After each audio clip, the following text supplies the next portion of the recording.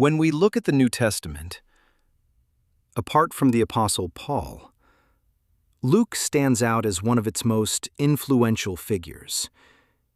His Gospel, along with the Acts of the Apostles, makes up nearly a third of the entire text, covering more than 60 years from the birth of Jesus all the way to Paul's imprisonment in Rome.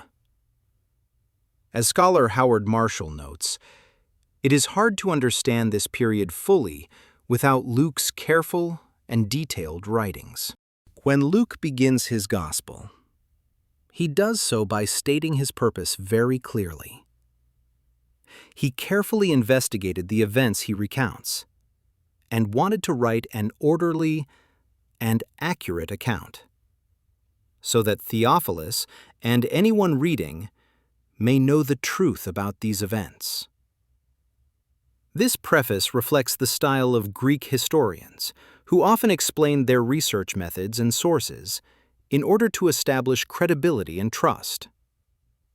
In doing this, Luke is showing that his work is not just a story, but a serious, thoughtful record of history. Scholars, including Loveday Alexander, have debated whether Luke's preface resembles a scientific introduction. Many modern historians, however, see clear parallels between Luke's approach and the style of Greek historiography. Luke is not simply telling a story. Instead, he is presenting an organized, carefully researched historical account, one that follows the conventions respected by historians in his time. By doing so, Luke demonstrates a commitment to accuracy and thoroughness that aligns with professional historical writing in the ancient world. Luke does not write in generalities. He provides precise historical details wherever possible. For example, Tarsus, Paul's hometown, had been involved in conflicts between the Seleucid Empire and Roman forces before becoming part of the Roman Empire. Luke carefully notes local governance, officials, and cultural details that align with what we know from historical records. Even subtle points, such as customs and political structures, are captured accurately, showing his attention to detail. This level of specificity helps readers picture the real world of Luke's narrative and adds credibility to everything he records. In Acts 22:25-29, Luke describes Paul's encounter with Roman authorities in vivid detail.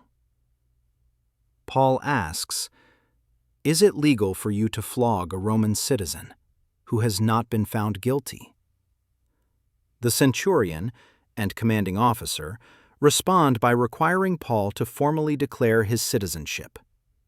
This procedure reflects the strict legal protections Roman citizens enjoyed, including the right to a trial and exemption from arbitrary punishment. Luke's careful attention to these procedural and legal details demonstrates his commitment to recording events accurately. It also shows his awareness of Roman law and customs, helping readers understand the political and social realities of the time. Luke places a strong emphasis on eyewitness testimony. In Luke 1:2, he notes that he relied on reports from those who were eyewitnesses and ministers of the word.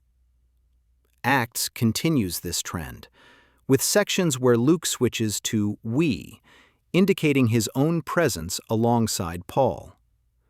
By including these personal and observational details, Luke strengthens the credibility of his narrative. Ancient historians, like Thucydides, also valued eyewitness accounts, and Luke follows this method carefully. This shows that he not only recorded events, but sought out first-hand perspectives, making his account reliable and historically informed. Scholars consistently agree on Luke's reliability as a historian. Howard Marshall emphasizes that Luke is both a careful historian and a theologian, weaving the theme of salvation throughout his work.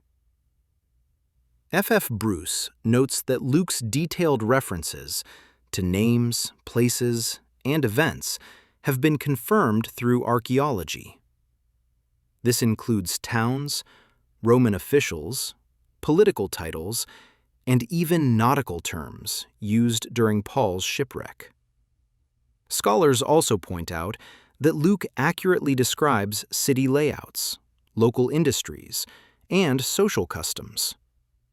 This additional evidence highlights that Luke's work is both historically precise and deeply insightful, combining factual accuracy with theological reflection in a way few ancient writers achieved.